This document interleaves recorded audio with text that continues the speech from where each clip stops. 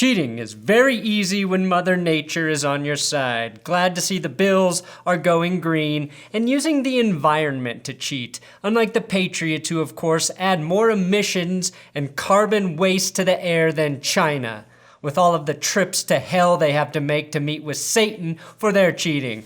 Welcome to That's Good Sports. I am Brandon. The reason I wear ugly jackets is so that I never even have the opportunity to cheat. Perna. Now we all know the wins at Bills games and New Era Field challenge opposing kickers and quarterbacks as much as some of the best defenses in the league. But the Bills' home field advantage got a little more dangerous now that the air will carry the opposing team's play sheets onto the field.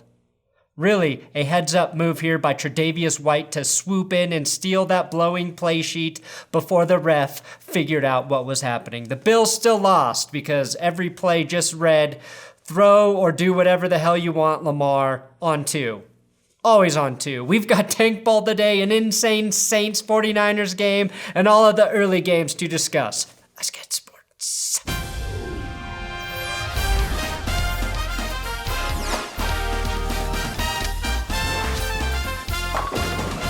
Hey, if you're new and you like football videos, subscribe. Today's episode is sponsored by Manscaped. What do men love? Well, lots of things, but for the purposes of this video, it's convenience. I love every product Manscaped.com has, especially the Lawnmower 2.0 for safe pube trimming. But I also love their replenishment plans. I just received my replacement head for the Lawnmower 2.0 on my doorstep. Use my promo code GOODSPORTS when you sign up for your replenishment plan, and you will get free gifts with your deliveries.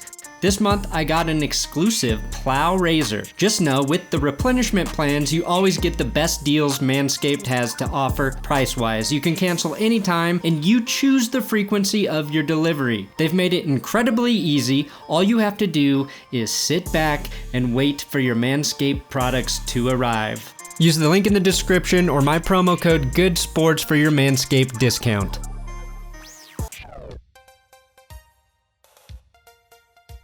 The Ravens' dominance continues with a 24-17 win over the Bills. Now, every time Lamar Jackson breaks a defender's ankles, a wide receiver becomes a quarterback. Lamar Jackson surpassed 1,000 rushing yards on the season in this game.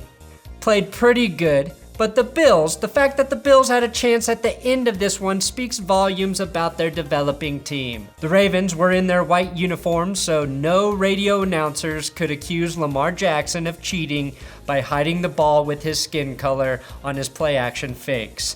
The positive thing to emerge from that Tim Ryan situation is it got me to notice how great Lamar Jackson's play fakes actually are. He really sticks it in the running back's gut and just leaves it in there for an extended period. I've had relationships end faster than a Lamar Jackson play fake. 3 weeks ago, Jackson threw 5 touchdowns with just 169 passing yards. Against the Bills, it was 3 touchdowns on 145 yards.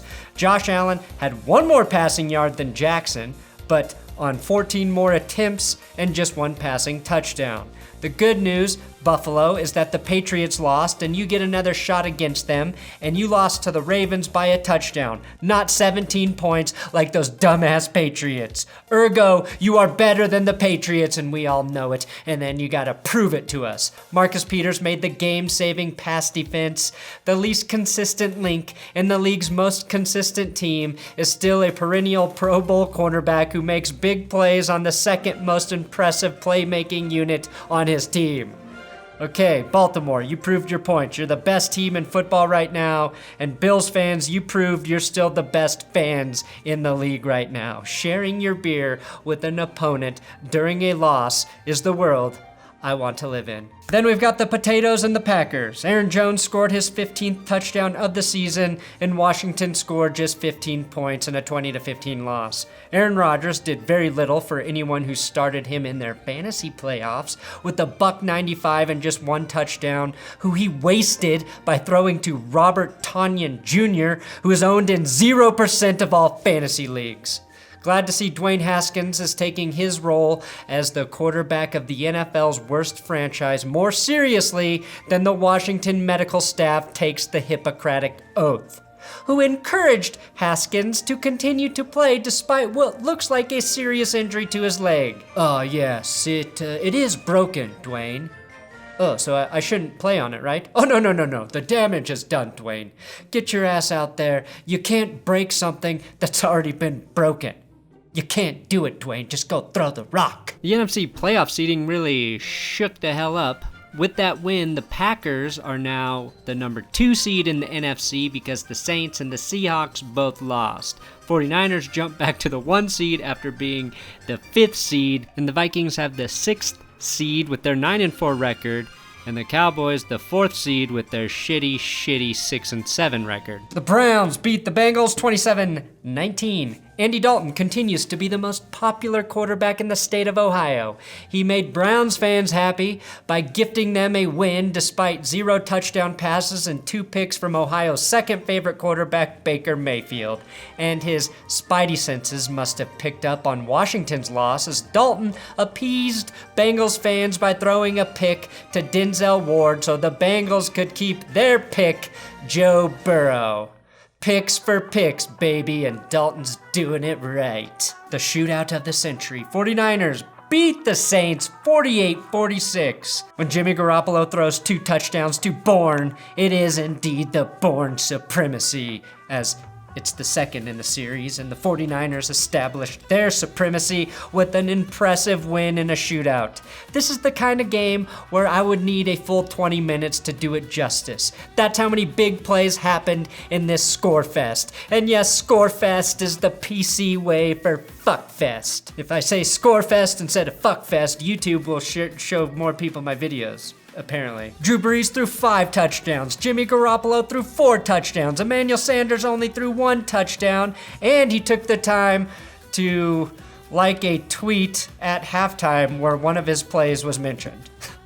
A wide receiver seeking internet attention in the middle of a 157-yard game is the most cliche wide receiver move ever. Sanders threw a touchdown pass to Cortland Sutton last season. The good news for 49ers fans is nobody will be saying he's better than your quarterback, Jimmy G, like we all did with Case Keenum in Denver. Both Brees and Garoppolo each threw for exactly 349 yards. That's crazy. But also a clear sign that this was San Francisco's day based on the nomenclature ending in 49. This wouldn't be a Saints game though without a controversial pass interference play which occurred when the Saints lined up to punt but threw instead of punting. Apparently, no matter how egregious, you can't have pass interference called on a punt. Well, when a team lines up in punt formation anyway. Someone in the league, probably this guy, is going to take advantage of that by re-signing Tim Tebow to play punt protector and Brady to handle punting duties. And of course, it was the New Orleans Saints that had to learn about this weird rule the hard way.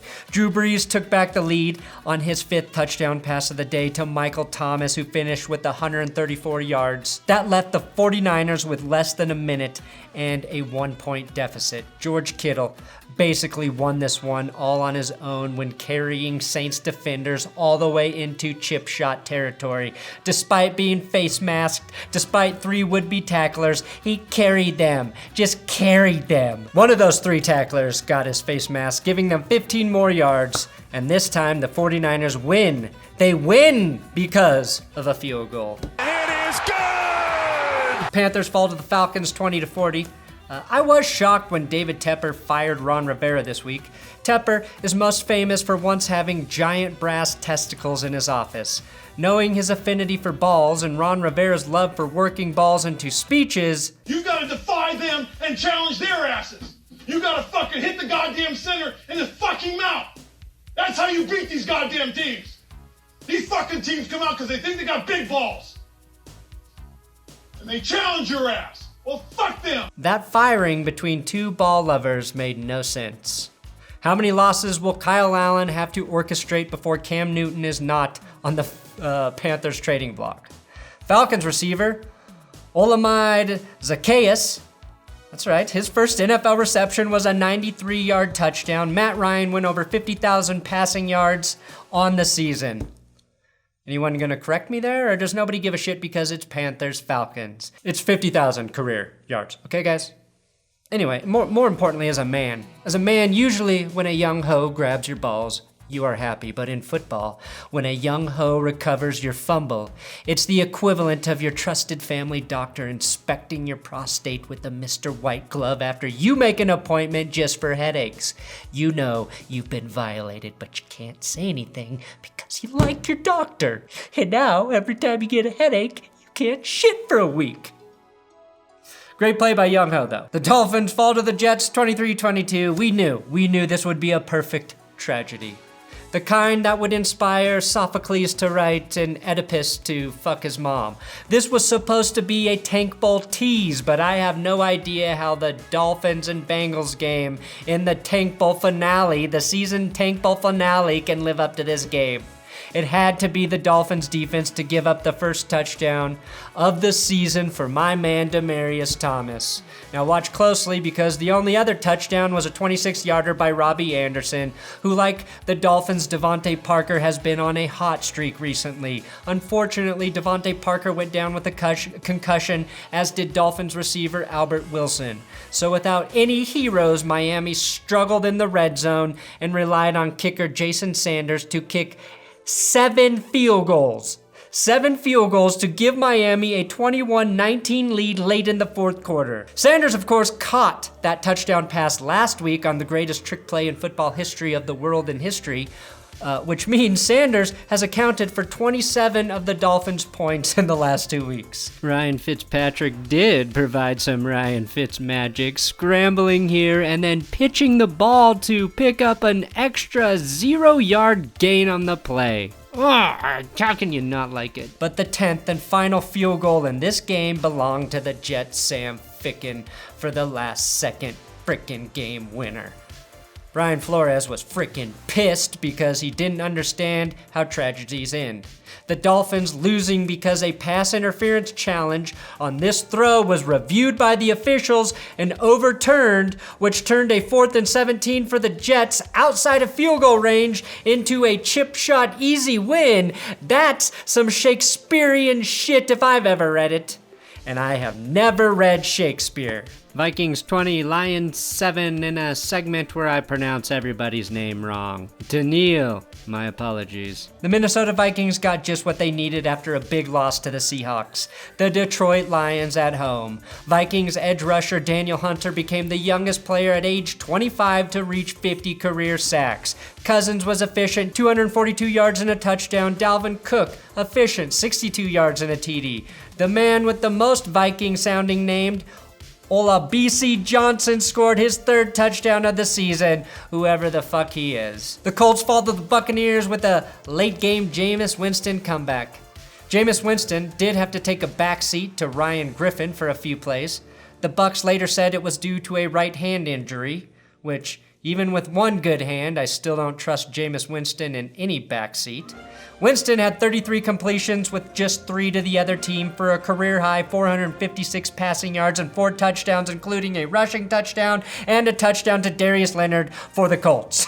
Jameis Winston is a hot mess of a player and a person who throws interceptions into the mouths of defenders like he's a Pez dispenser, but also throws a lot of touchdowns, is generally physically impressive, and just beat a pretty good Colts team despite Quentin Nelson threatening their punter before the game for hitting him in the head with a punt during warm-ups. I know what you're thinking. Quentin Nelson could probably beat up anyone in the league not named Aaron Donald, so that punter may have actually, literally shit his pants here. But if a punter gets Nelson on the ground and can kick him in the face, that punter's foot probably would shatter into a million pieces and he would be traded to Washington, where he would be forced to punt every week with no foot. And those are your early morning recaps. The afternoon games, including that sweet, sweet Patriots loss, will be up as soon as I can finish editing it. Please subscribe here on YouTube. I'm on Twitter, Instagram, at Brandon Perna. Make sure you follow at TJ Carpenter. He helped me get these early Sunday games up, so show him a little love.